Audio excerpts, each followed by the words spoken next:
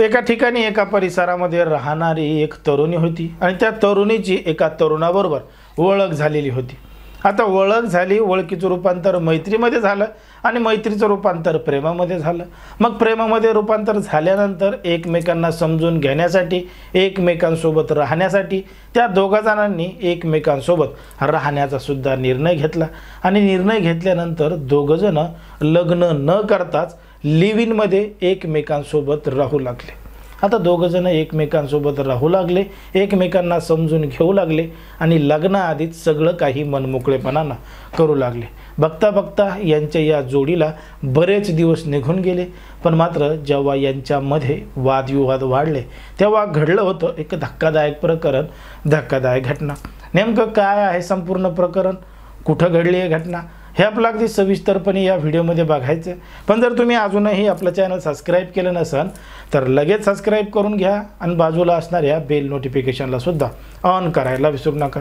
आता ही जी संपूर्ण घडलेली घटना आहे ती आहे आपल्या महाराष्ट्रामधीलच मुंबईतील डोंबिवलीमधील टिळकनगर पोलीस ठाण्याच्या हद्दीमध्ये घडलेली संपूर्ण घटना आहे। या ठिकाणी या परिसरामध्ये राहणारी एक तरुणी आहे आणि त्या तरुणीची एका सुभाष नावाच्या तरुणाबरोबर ओळख झालेली होती। ओळखीचं रूपांतर मैत्रीमध्ये आणि मैत्रीचं रूपांतर प्रेमामध्ये झालेलं होतं। मग प्रेम झाल्यानंतर यांना आता एकमेकांशिवाय करमत नव्हतं, राहवत नव्हतं, म्हणून या दोघ जणांनी एकमेकांसोबत राहण्याचा निर्णय घेतला। आता एकमेकांसोबत राहण्याचा निर्णय घेतला, पण मात्र यांनी लग्न करायचा निर्णय सुद्धा घेतलेला नव्हता। न लग्न करताच एकमेकांसोबत राहू आणि सगळं काही एकमेकांना समजून घेऊ असं दोघं जणांनी ठरवलं होतं। आता ठरवल्याप्रमाणे मागच्या 3 वर्षापासून हे दोघं जण लिव्ह इन मध्ये एकमेकांसोबत राहत होते आणि सगळं अगदी नवरा बायको सारखंच सगळं काही करत होते, नवरा बायको सारखंच राहत होते। पण मात्र मागच्या 3 वर्षापासून ते लिव्ह इन मध्येच राहत आहेत, ते लग्न करत नाहीत।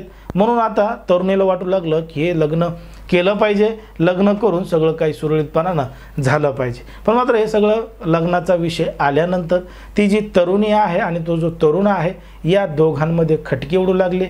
मागच्या 1 महिन्यांपासून दोघांमध्ये वादविवाद होऊ लागले। आता या दोघा जणांनी एकमेकांना समजून घेण्यासाठी एकत्र आले होते, पण मात्र यांच्यात आता वाद मोठ्या प्रमाणात वाढले होते। वाद एवढा वाढला की 22 एप्रिल रोजी तो जो तरुण आहे त्यानं थेट त्या तरुणीचा गळा आवळला आणि गळा आवळून त्या तरुणीची हत्या केली आणि त्या ठिकाणाहून फरार झाला, पसार झाला। आता फरार झाल्यानंतर दुसऱ्या दिवशी त्या तरुणीचा मृतदेह दिसल्यानंतर याची संपूर्ण माहिती जवळच्या पोलीस ठाण्यामध्ये दिली। घटनास्थळी पोलीस आले, पोलिसांनी पंचनामा केला आणि पोलिसांनी तपास चालू केला। तांत्रिक तपासाच्या आधारे तो जो आरोपी सागर आहे त्याच्याविरुद्ध संपूर्ण तपास केला। पोलिसांनी त्याला पकडण्यासाठी संपूर्ण यंत्रणा कामाला लावली आणि 20 तासामध्येच त्या आरोपीला बेड्या ठोकल्या आणि त्याला अटक सुद्धा केली। बघा, समाजामध्ये, देशामध्ये, राज्यामध्ये कशा पद्धतीनं गुन्हेगारीचं प्रमाण वाढत चाललंय।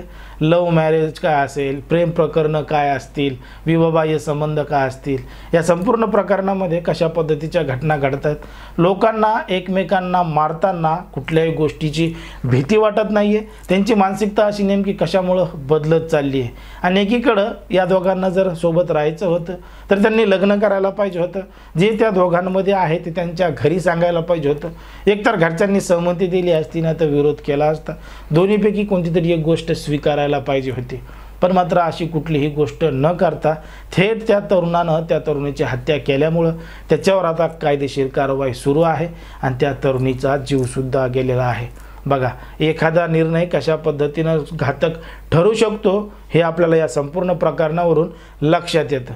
त्यामुळं या संपूर्ण प्रकरणामध्ये ज्या पद्धतीनं घडलंय त्याच्यावर तुम्हाला काय वाटतं हे अगदी स्पष्टपणे कमेंटमध्ये सांगा।